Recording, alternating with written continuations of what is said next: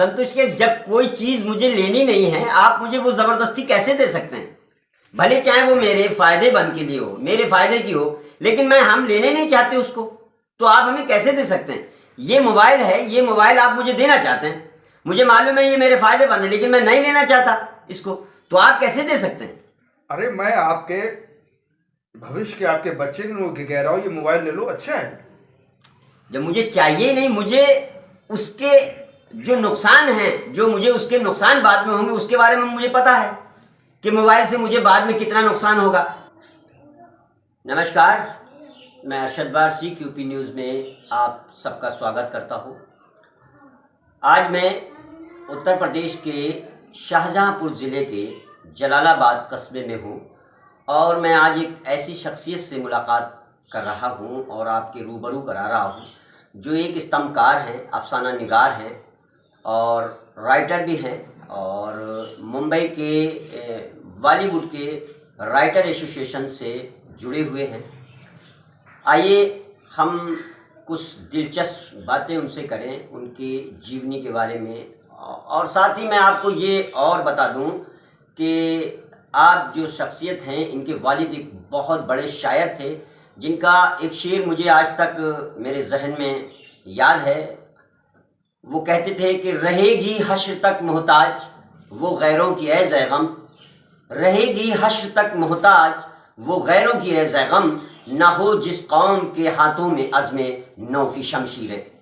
तो वो ऐसी शख्सियत थे, उनका नाम था जनाब ज़ैगम जलालाबादी।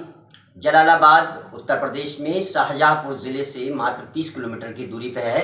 आइए हम बात करते हैं अफसाना निगार और कहानीकार, स्तंभकार, बुद्धिजीवी भी हैं, इनके बारे में, जनाब शिराजी ज़ैगम साहब। ज़ैगम साहब, सबसे पहले तो मैं आपकी ज़िंदगी से मुताल्लिक़ पूछना चाहता हूं कि आपकी ज़िंदगी या ये राइटिंग का शौक़ आपको कैसे लगा, और आपके वालिद के बारे में भी थोड़ा सा जानना चाहता हूं। ज़रा विस्तार से हमारे दर्शकों को बताएं। कलम का साथ तो मेरा शुरू से रहा, क्योंकि अभी माहौल रहा। मेरी मरहूम वालिदा जी टीचर थी और वालिद साहब महाराष्ट्र में गुप्तचर एजेंसी में थे और शहर भी थे, तो इसलिए अदबी माहौल रहा, तो मेरे लिए कोई बड़ी बात नहीं थी। लेकिन हाँ, वालिद साहब के गुजर जाने के बाद मेरे अंदर एक दुख के एहसास ने मेरे जी फीलिंग पावर जिसे कहते हैं, वो एहसास का मादा पैदा किया जी। तो देखते देखते कलम कक्षा 7 से मेरी चलती रही जी कि अपने दुख को मैं कैसे बयान करूं, माँ से छुप के, भाई से छुप के। तो ये एकमात्र मुझे यही सहारा मिला जी और मुझे खुद नहीं मालूम था कि मैं क्या लिखता हूँ। जी बस लिखता रहा। जी। हज़रत शेख सादी रहमतुल्लाह का सेंटेंस याद है मुझे, कक्षा 8 में पढ़ता था, न्यूज़पेपर में मैंने देखा था जी जी कि अच्छी काम में मसरूफ़ रहना कामयाबी की निशानी है। बेशक बेशक। और मैंने सोचा, फिर मैं थोड़ी समझ पैदा हुई कि अच्छा काम ये है, मैं अपने समाज, अपने मुल्क के लिए, अपने दुख के लिए, समाज में कुरीति हैं उनको दूर करने के लिए मैं एक संदेश पैगाम दे सकता हूँ। वाह। और फिर मुझे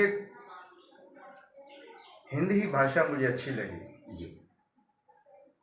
हालांकि उस दौर में मुझे संस्कृत अच्छी थी जी और हिंदी भाषा से मुझे लगाव हुआ जी। मैंने मुल्क के तमाम लेखकों को जो साहित्यकार हैं पढ़ा जी। लेकिन मैंने अपना आइडियल, अपना गुरु जो माना, जी। महान कथा सम्राट मुंशी प्रेमचंद जी। वाह वाह, बेशक। और जो उनकी एक मंत्र कहानी थी जी। आप यकीन कीजिए कि मंत्र कहानी पढ़ने के बाद जी मेरे जिस्म के रोए रोए में, शरीर के रोम रोम में एक मंत्र हुआ जी कि उनका लिखने का और चरित्र, कैरेक्टरों को कितना सटीक, समाज के लिए कितना अच्छा वो करते थे जी। तो मैं भी कुछ करूँ जी। और फिर चलता रहा। मेरी ख्वाहिश थी मैं लोगों की पढ़ता था, लेखों को अच्छे अच्छे लोगों का जी कि एक तड़प, एक खूबसूरती थी जी कि मेरी भी पब्लिश हों, प्रकाशित हों जी और मैं भी जी छपूं। जी वो एक जुनून था। जी इस जुनून को हर मेरी वालदान थी, कभी उन्होंने रोका नहीं, टोका नहीं, क्या करते हो क्या नहीं करते, उन्हें मालूम था कभी मैं गलत नहीं करूँ। जी तो वो वक्त भी आया, अल्लाह ने जी पब्लिश हुई और मेरे पाठक पाठिकाएँ जी। तो मुल्क के तमाम आपकी कौन कौन सी मैगजीनों में आपके शाया हुए शायर अफसाने? आपके कई हैं, बहुत सी हैं। रूप की शोभा है, क्रांति है, दिल्ली से निकलती हैं, और उर्दू महकता आंचल वगैरह, महकता, ये सब, हाँ तमाम। खूबसूरत अंदाज और वगैरह जो हाँ, मैगजीनें चलती थी। न्यूज़पेपर में आर्टिकल जी वगैरह देता रहता था जी सब, और बिहार से भी निकलती थी जी सब, कहीं से जो साप्ताहिक हैं, दैनिक हैं, मैं आर्टिकल भेजता रहता था, चिट्ठी पत्री में, इससे और मेरा बढ़ता रहा। जी तो इस तरह से होता रहा। मैं मंत्रियाम पर आया, लोगों ने मुझे पसंद की, जी क्यों मैं पारिवारिक, सामाजिक और देश हित में ही जी कलम चलाना पसंद करता हूँ, जी और मैंने ऐसे किया। फिर मैंने तमाम तरह की रोमांटिक भी लिखी, सब जी उसको सराहा गया। फिर मेरा सफ़र यूँ ही चलता रहा। जी। तो जैगम साहब, आपने मुंबई में कभी ट्राई नहीं किया? हाँ, एक्चुअली क्या है कि ट्राई मैंने किया जी कुछ। मैं स्क्रीन राइटर सेक्शन का मैं मेंबर भी हूँ, जी और 2017 से जी 2 मूवीज़ की मैंने स्टोरीज लिखी थी, डायलॉग्स, स्क्रीन प्ले। जी और वो, आप कुछ भी कहिए, नोटबंदी के बाद वो कंपनियाँ बंद जी हो गई हैं। बंद है, हम उसके रिकॉर्डिंग भी हो चुकी थी अच्छा लता मंगेशकर जी के स्टूडियो में, जी संगीतकार जी मिस्टर अफरोज़ खान। जी फिर मुझे एक डायलॉग स्क्रीन प्ले लिखने का मौका मिला, जी पीलीभीत के हैं। जी अब इत्तेफाक की उनकी भी कंपनी थी जो नोटबंदी के चपेट में आ गई, अच्छा उनका बिजनेस ठप हुआ। जी तो इस तरह से वो पेंटिंग में पड़ी है, अच्छा। लेकिन कोशिश जारी है, जी करते रहेंगे इंशाल्लाह। जी और कलम तो एक जी जुनून है। जुनून है, और लेखन तो हमेशा चलता ही रहता है। हाँ, अच्छा, आज आप एक स्तंभकार होने के नज़रिए से इस देश में जो हलचल मची हुई है उसको किस नज़रिए से देखते हैं? देश में हलचल, सियासतदानों का खेला हुआ वो खेल है जो आवाम के अंदर एक हलचल पैदा की है, जी एक नफा नफसी का, एक विरोध का, जी एक कश्मकश का, जी आपस में पकड़ूं या छोड़ूं, छोड़ूं या पकड़ूं। जी सबसे पहले देश की तरक्की, और जिसे विकास बोलते हैं, जी तभी हो सकता है जी विकासशील देश जी के देश की जनता जी आत्मनिर्भर हो। आत्मनिर्भर ऐसी होना चाहिए कि जैसे कि उसकी आय के जी स्रोत हों, मजबूत हों, जी। सशक्त हों, जी कि अगर 500 कमाना है तो 500 हों, बढ़ें, कम ना हो। जी और विकासशील देश तो वो होता है जिस देश की जनता समर्थ होती है, आय के स्रोत मजबूत होते हैं। आप मान लीजिए कि जनता इतना कमाए कि वो खर्च करे स्वास्थ्य के लिए, अपने बच्चों के लिए, फिर भी बच रहे, हम्म, फिर भी बच रहे, जी अकस्मात कहीं हो, तो वो विकासशील देश होता है। हम्म, और जहाँ जनता, हम लोग आय के चक्कर में भटक रहे हैं, जी तो बड़ा कश्मकश है, जी बड़ी दिक्कतें हैं। जी हुकूमत को सोचना चाहिए कि आय के स्रोत बढ़ाए, छोटे छोटे उद्योग बढ़ाए। जी तो सबसे पहले होता है कि आपने देखा होगा, आसपास देखा होगा, जिस परिवार में, जिस समाज में आय कम होती है तो दिक्कतें होती हैं, आर्थिक जी टेंशन होती है। जी तो इसीलिए देश क्या होता है, जी पैसे से सब होता है। जी जब काम होगा दाम भी होगा, जी जब काम नहीं तो दाम कहाँ से आएगा। बिल्कुल बिल्कुल बिल्कुल सही बात है, सही। तो नज़रिया हुकूमत अच्छा रखे जी तभी मुमकिन है। जी और सियासत में कुर्सी हासिल करना, हुकूमतें बनाना, वो अच्छी बात है, लेकिन देश की, मुल्क की आवाम के लिए, तरक्की के लिए, उनके स्वास्थ्य के लिए, उनके तालीम शिक्षा के लिए सोचना पड़ेगा, सोचना चाहिए। अपनी मनमानी करो, कब तक करोगे? जी जनता कंगाल हो जाएगी, और हो रही है। जी लोकतांत्रिक देश है अपना, सदियों से रहा है जी। और जनता जनार्दन होती है, उसकी सुनना चाहिए बिल्कुल बिल्कुल। हुक्मरान को। हाँ, अगर नहीं सुनेगी, जनता कहाँ जाएगी? सही। आत्मनिर्भर बनाएं, हाँ। और तमाम ये फैसिलिटीज दी है, वजीफे वसीफे, पैसा ना दें, काम दें। नौजवान बच्चे आज जो भटक रहे हैं, उनको नौकरी दें, पढ़े लिखे बच्चे बच्ची। उद्योग चालू हों, छोटे बड़े जो बंद हो गए हैं, आयात निर्यात जो है ये बंद है, एक्सपोर्ट इम्पोर्ट। जब ये बंद हो जाता है तो आप समझ लीजिए विकास नहीं, विनाश। आज इकोनॉमिक्स बांग्लादेश से भी कम है। कारण क्या है? कारण को तो हुकूमत पता लगाए, जनता तो समझ रही है, देख रही है। ये हुकूमत का दायित्व है, निर्वाह करे। खाली जिद बहस से कुछ नहीं होता है। सही सही। देश को विकासशील देश करना है तो उसके लिए ये बुनियादी जड़ है, वो मजबूत करना पड़ेगी। आज आप देख रहे हो गए, मैं देख रहा हूँ, सब देख रहे हैं कि बच्चों का भविष्य खतरे में है, पढ़ाई खतरे में है, शिक्षा खतरे में है, स्वास्थ्य खतरे में है, आय खतरे में है, जीवन खतरे में है। कहाँ किसको क्या मिल रहा है? सही। और हमारे माननीय प्रधानमंत्री मोदी जी ने तो खुद घोषणा कर दी गरीबी रेखा की, 80 करोड़ से ऊपर को गरीबी रेखा में है, और हम उनको अनाज दे रहे हैं। बताइए, 80 करोड़ 80 करोड़ से ऊपर, यानी कि एक 1.25 अरब लोगों में 80 करोड़ लोग जो हैं वो गरीबी रेखा में आते हैं। हाँ, अभी वो वैक्सीन के ऊपर कहा था, वो खुला कहा था। हाँ, 80 करोड़ को ये अपना राशन पानी दे रहे हैं, जो राशन पानी दे रहे हैं, बिल्कुल बेकार है। हाँ, सरकार की नज़र में। सरकार की नज़र में। अच्छा, आप एक स्तंभकार की हैसियत से आज की मीडिया को क्या समझते हैं, क्या मानते हैं? क्या मीडिया सच्ची है या सरासर झूठ के ही ऊपर सारा पुलंदा लादे हुए? देखिए साहब, आप खुद मीडिया से शुरू से ताल्लुक़ रखते हैं और संघर्ष करते हैं, एक ईमानदार मेहनती। मैंने आपको देखा, बरसों से देख रहा हूँ, तो 99.5% जो मीडिया है, पत्रकार हैं, सिर्फ पैसा कमा रहे हैं। चाहे वो गांव तहसील स्तर के हों, चाहे जिले स्तर के हों, चाहे प्रदेश स्तर के हों, चाहे राष्ट्रीय स्तर से हों, सबको पैसा चाहिए।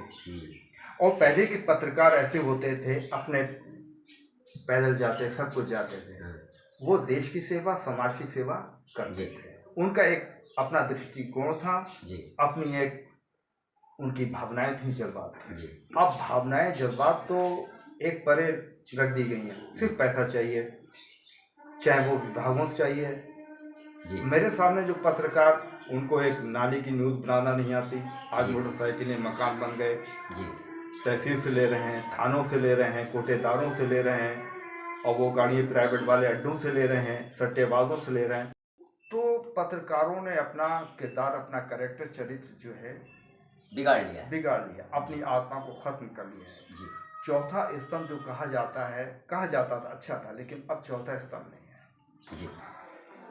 शिराज भाई, देश में जो आज भाजपा ने अपना वर्चस्व बनाया है, इसका क्या मूल मंत्र है? किस तरह से अपना वर्चस्व हासिल कर लिया और सत्ता में आई है? तो मूल मंत्र क्या है इसका? क्या एक स्तंभकार की हैसियत से आप कुछ समझ पाए? अगर है तो ज़रा। नहीं, वो तो जग जाहिर है, देश के विदेशों में। आज देखिए, आज विदेशों की मीडिया में हमारी देश की छवि खराब हो रही है। ठीक है, मीडिया की और दुर्लभ नीतियों की भी बदनामी हो रही है, बहुत खराब बात है। तो मूल मंत्र उनके लिए कोई विशेष नहीं है, उन्होंने कोई त्याग किया, ना तपस्या की। मूल मंत्र मंदिर मस्जिद, ठीक है, जात पात बांटो, कांग्रेस, पाकिस्तान, मूल मंत्र है। ध्रुवीकरण करना, एक खौफ दिखाना, एक डर दिखाना। अरे भाई, आप बताओ, इतनी हमारी सेना सशक्त है, मजबूत है, तो ये उग्रवादी कैसे आ जाते हैं? जी, कैसे हाँ, आ जाते हैं? कैसे आ जाते हैं? विचार है 1987 में भी उन्होंने बताया था कि 60-65% भारतीय सेना कश्मीर के बॉर्डर पे लगी रहती है। आज तो मेरे विचार से तो गांव-गांव, चप्पे-चप्पे, मोहल्ले में, शहर में लगी होती है। जी, फिर कहाँ से आते हैं? ये एक पेचीदा सवाल है। जी, ये विचार करना हो हुकूमत, जबकि सेना हमारी कितनी सशक्त है, सलूट करना चाहिए। कितना मान वाली बात है। बताइए आप, बर्फीले पहाड़ों पे 13-13 हज़ार फीट की ऊंचाइयों पे सो के हमारी रक्षा करती हम लोग सोते हैं। जी, जी, उनको सम्मान की दृष्टि देखना चाहिए, हम सबको देखना चाहिए। सलाम है हमारे देश की फौज को। हाँ हाँ, मैं सलूट करता हूँ और मैं उनके लिए लिखता हूँ। जी, बहुत ज़बरदस्त लिखता हूँ जी, और करना चाहिए। जी,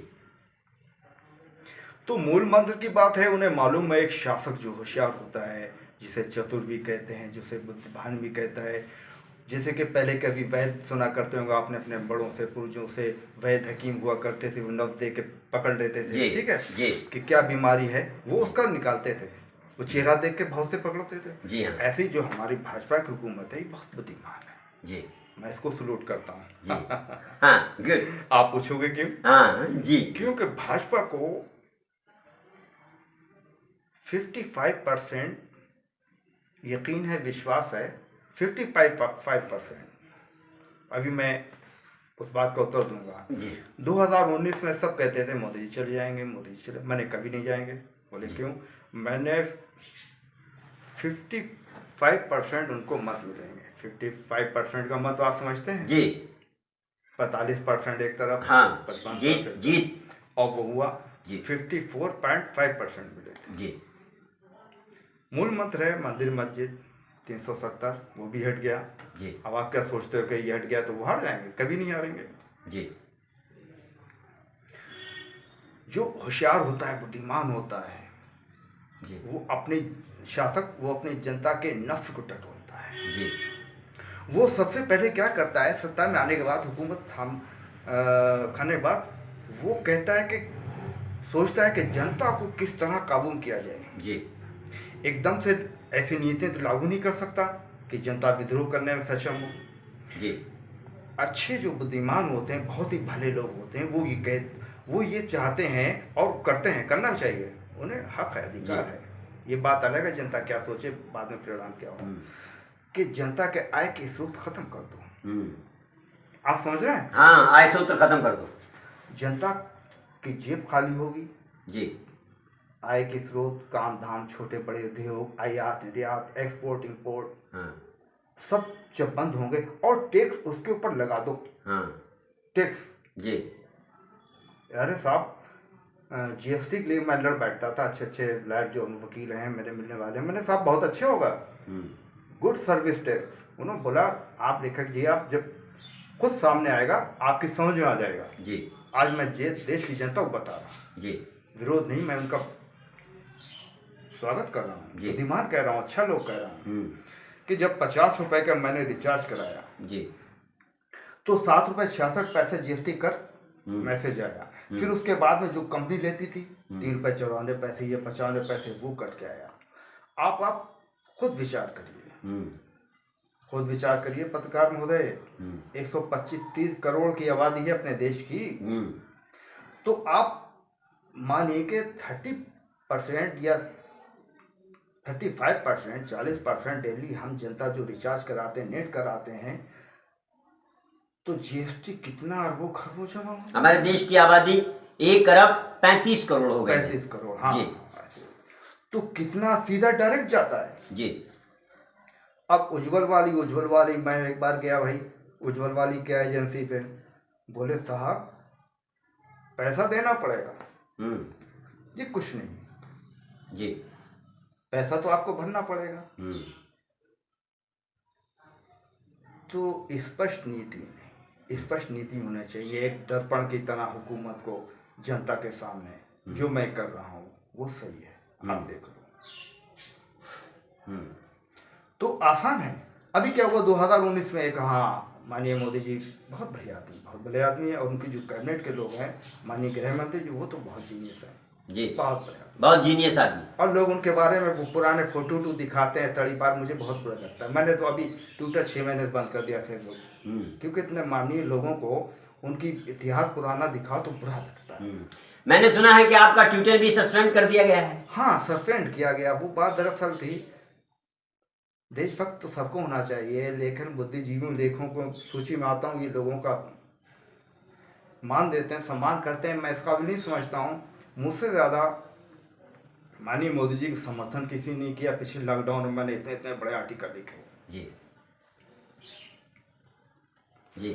वजीर आदम हिंद को सलूट, समर्थन किया जी। तो मैं भाई स्पष्टवादी हूँ। मैंने जब 2019 में 30 ट्वीट किया, मैंने साहब किसानों के लिए आपको करने का मौका कर दीजिए जी। सबसे पहले किसानों को आप मजबूरी से हटा दीजिए जी। कर्ज से।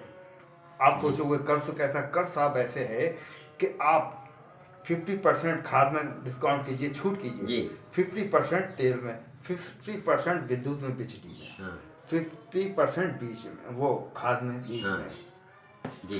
5 साल के लिए आप छूट दे दीजिए जी। आप किसान भाई साहूकारों से लेते हैं, मैंने देखा 10% 15% फसल होगी, फिर वो लेते हैं सरकार से, बैंकों से लेते हैं जी। ब्याज पड़ता है, चतुर्थी ब्याज लगता है, उनकी फसल उसी में चली जाती, खेत चले जाते हैं जी। उनके पास क्या बचता है जी। तो हुकूमत अगर ऐसा कर देती 5 साल के लिए, तो मेरा दावा है माननीय मोदी जी को, माननीय योगी जी को, माननीय गृह मंत्री जी को वोट मांगने की कोई जरूरत। किसान का आज सड़क पे नहीं होता जी। आपको जी। पसंद उनका आंदोलन करना वाजिब है। आंदोलन तो लोकतांत्रिक देश है, देखिए मौलिक अधिकार है। हाँ, अगर कानून ये सही है, सरकार का कहना है, भाजपा के बड़े बड़े केंद्रीय मंत्रियों को विपक्ष भड़का रहा है, लोग भड़का रहे हैं, तो मेरा मानना है कि माननीय मोदी जी, उनमें इतने गट्स हैं, इतने आप बड़ा, मैं इतनी उम्र हो गई, मैंने इतना जीनियस प्रधानमंत्री अपने नहीं देखे।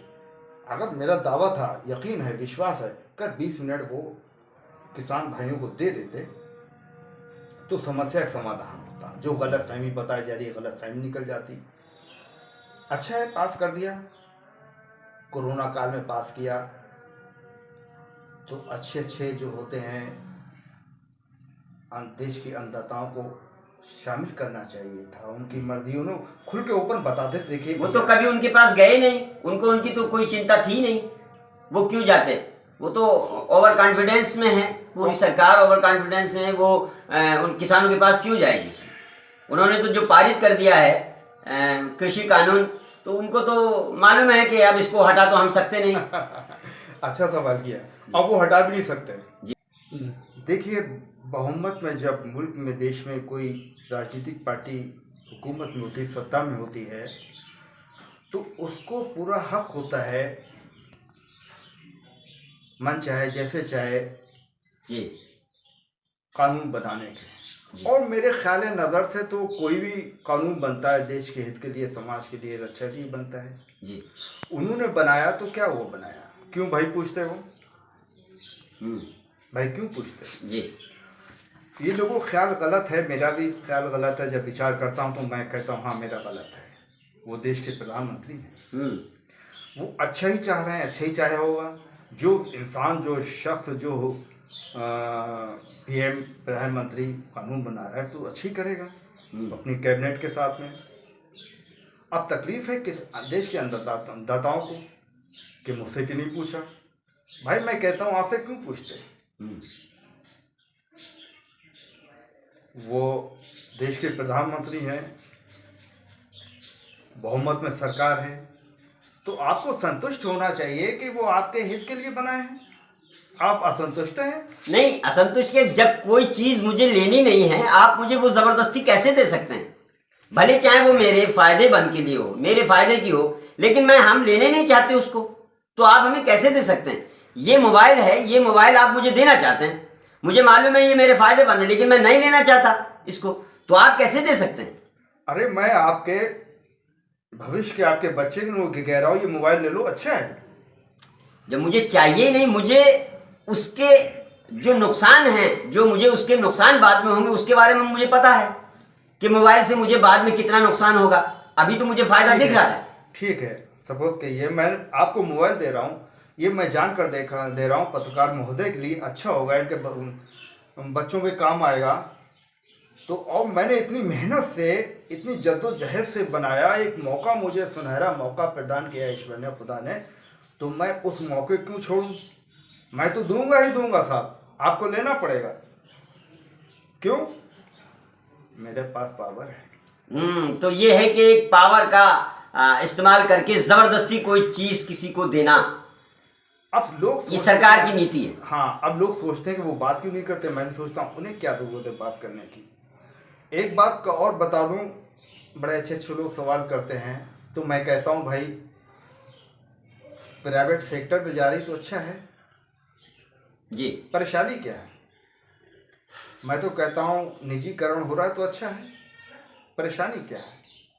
लेकिन समस्याएं, आने वाले दूरगामी परिणाम क्या होंगे, ये तो समय के गर्भ में छिपा है जी।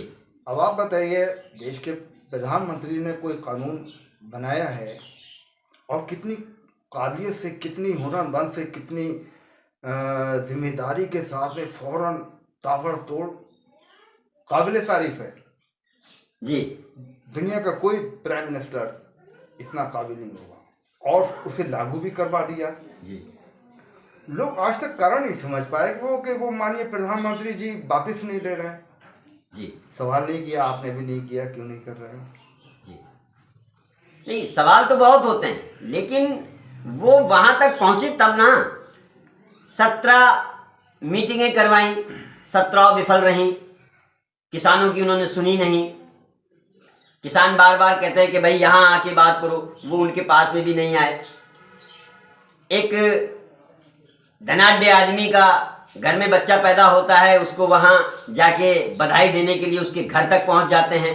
वहाँ बैठे हुए 256 जवान मर जाते हैं, किसान मर जाते हैं, उनकी आप एक श्रद्धांजलि तक देने नहीं जाते, और ना ही अपने मुंह से श्रद्धांजलि देने के लिए कोई मन की बात आके चैनल पे करते हैं। तो इससे देश क्या आपके फेवर में बोलेगा? मेरे सवाल का जवाब ही नहीं था जी। जो कहा वो भी सत्य है, कड़वा सत्य है जी। उससे कदापि इनकार भी नहीं किया जा सकता जी। सवाल मैंने ये किया था कि आप कोई पूछे तो ये अपना जो कानून बनाए हैं, जिसे लोग अनजाने में, या कांग्रेस या वो कहते हैं वो खालिस्तानी पाकिस्तानी भड़का रहे हैं जी। तो कानून आपने बनाया है। खालिस्तानी क्या मतलब, आतंकवादी क्या मतलब? जी। आंदोलनकारियों को हम खालिस्तानी नहीं कह सकते, आतंकवादी नहीं कह सकते जी। ना पाकिस्तानी कह सकते। पाकिस्तानी से क्या मतलब? जी। देश के अन्नदाता है, जी। देश के अन्नदाता हैं। रात दिन मेहनत मशक्क़त करके, नींद सुख चैन छोड़ के हम देशवासियों का पेट भरवाते हैं। जी। जी। उनकी सुनना चाहिए। सवाल ये है जी। और जवाब ये है, वो क्यों सुने? जब माननीय प्रधानमंत्री महोदय जी ने कानून बना दिया, उसको लागू भी कर दिया, और वो वापस क्यों लें? निजीकरण का वो सुन रहे हैं, निजीकरण चढ़ा गया जी। अब मालूम नहीं निजीकरण में पहुंचाया कि नहीं पहुंचाया उद्योगपतियों के, ऐसे कुछ है जी। अगर ऐसा कुछ है, देश के उद्योगपति जो हैं, आप सोचते हो कि ये गांव के, मोहल्ले के, प्रदेश के, ये राष्ट्र के उद्योगपति हैं? ये अंतर्राष्ट्रीय स्तर पे उद्योगपति हैं, बहुत बड़े व्यापारी हैं जी। अंतर्राष्ट्रीय एक मंच होता है अदालत का, न्यायालय का। तो उस विचार से कि निजीकरण चला गया, तो मेरा अपना विचार है कि कानून पारित करा के तुरंत उनके साथ एग्रीमेंट किया गया होगा। अब भाई एग्रीमेंट क्यों तोड़ लें? जी। तोड़ सकते हैं क्या? नहीं, एग्रीमेंट तो नहीं तोड़ सकते ना। वो अगर तोड़ना होता, बात माननी होती, तो कब का मान चुके होते। कई बार बात विफल रही। जो मेन मुद्दा था कि देश के अन्नदाताओं का वो आप हटा दीजिए, वो नहीं हटाई। अब मैं कहता हूँ क्यों हटाए भाई? जी। उस नज़रिए से आप देखो कि अनुबंध हुआ है निजीकरण में, ये आप सोच लीजिए, पत्रकार महोदय वो अंतर्राष्ट्रीय स्तर के हैं, जी जी जी खाली राष्ट्रीय स्तर के उद्योगपति नहीं हैं। जी जी, वो तो खैर है। एग्रीमेंट नहीं तोड़ सकते हैं। यही वजह है कि कृषि कानून वापस नहीं लिए जा सकते। वरना वो तो इतने निर्दयी नहीं हैं, वो भी हाड़ मास के हैं, उनके दिल में है इतना बेचारे। मतलब कुछ लोग कहते हैं और मैं भी मानता हूँ, अंधभक्त गण है। मैं अंधभक्त तो नहीं हूँ जी मैं भक्ति में शक्ति प्राप्त करने वाला व्यक्ति हूँ जी। अभी मैंने ट्वीट किया था, अंधभक्तों की अंधभक्ति का परिणाम भुगत रहा है समस्त हिंदुस्तान।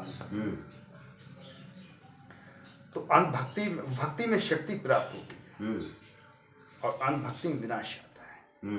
तो सवाल किया था एक बार महोदय ने, बताइए क्यों वापस कर। हाँ तुम ठीक कह रहे हो, क्यों वापस कर लें।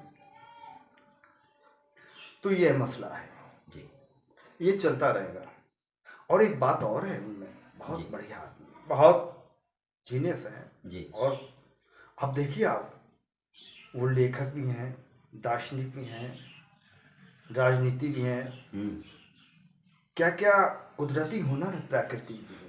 अब देखिए वो महान लेखक रविन्द्रनाथ टैगोर जी से कितना वैसी रूप वैसी दाढ़ी वैसे हुआ, वही मासूमियत जी। अब एक ट्विटर पे मालूम नहीं किसने बदतमीज था वो जी, आशाराम बापू जी का मोदी जी के साथ डाल दिया, उनका डाल दिया। अब वो सवाल कर रहा है, प्रश्न कर रहा है, बताइए कि ये दोनों एक हैं। मैंने कहा भैया नहीं, ये एक नहीं है, अलग अलग है। ये हमारे माननीय आशाराम बापू जी हैं। क्या नहीं, चरित्र हमने चरित्र अलग है। तो बड़ा अच्छा नहीं लगता है। इतने महान आदमी को इतना, आप देखिए कितने गुणवान व्यक्ति हैं। 24 घंटे होते ना जी, लोग कहते हैं, तो मैं भी मानता हूँ 22 घंटे फिकर में। देखिए वैक्सीन ढूंढी, पिछले 22 मार्च के बाद में वैक्सीन ढूंढ के लाए जी। देश के वैज्ञानिकों के साथ उन्होंने कितना संघर्ष किया, वैक्सीन वैज्ञानिक भी हैं किया, वैक्सीन तैयार की। और कुछ लोग कह रहे थे, मालूम नहीं क्या सत्य है या झूठ है, कि देश की वैक्सीन का आविष्कार अपने देश के वैज्ञानिकों और माननीय मोदी जी ने साथ में किया। अच्छा। और सबसे पहले अन्य देशों को दिया, भिजवाई। मालूम नहीं ये सत्य है या असत्य है। अगर सत्य है तो अभी महानता की बात है। ठीक है, मतलब इतना साल भर के अंदर वैज्ञानिकों के साथ में रात दिन रहना बड़ा संघर्ष की बात। 18 घंटे काम करना। वो करते हुए बड़े अच्छे व्यक्ति हैं लोग। अब विपक्ष है, विपक्ष तो करता रहता है और लोग शरारती तत्व हैं, लेकिन बहुत माननीय है। चलिए, शिराजी भाई से आज की मुलाकात बहुत ही दिलचस्प रही। अगर आप लोगों को अच्छा लगा हो तो कमेंट्स बॉक्स में जाके हमारी बातचीत के कमेंट्स में जाएं और अपने कमेंट्स दें, और साथ ही साथ हमारे चैनल को लाइक, सब्सक्राइब व बेल आइकन दबाना ना भूलें। नमस्कार।